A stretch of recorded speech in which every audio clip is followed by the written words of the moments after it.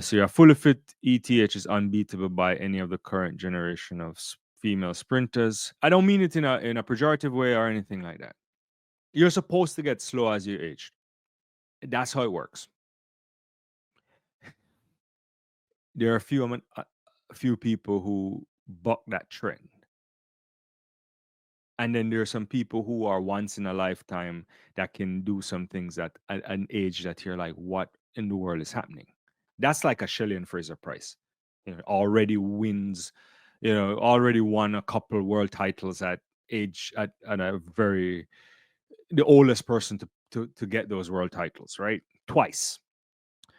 And if she who knows if she had something different last year, should have been second to Merlin to ever like get an Olympic medal if she can get on a podium, right? So we can't like look at those people and kind of put them in that kind of category. So, and if you think about an athlete like Elaine, it's challenging for her because she's struggled with a lot of injuries over her lifetime as an athlete.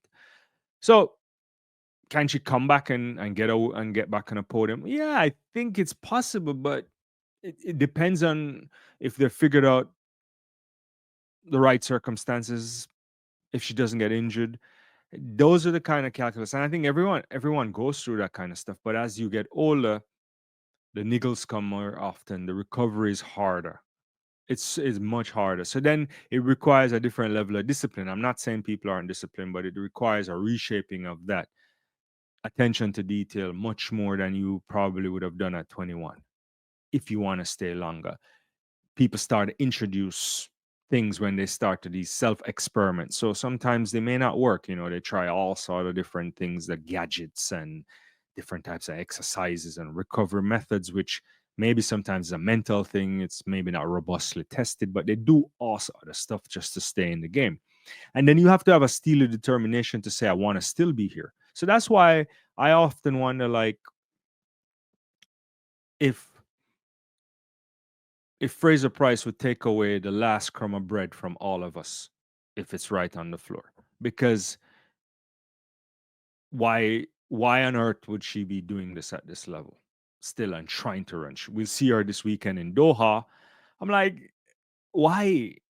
I'm loving it still because you still want to see it, but it takes something to stick around that long, right?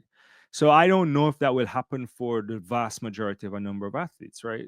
And when the injuries start to kick in and the body doesn't respond, we've now seen a lot of athletes before 30 are calling it quits. So I don't know.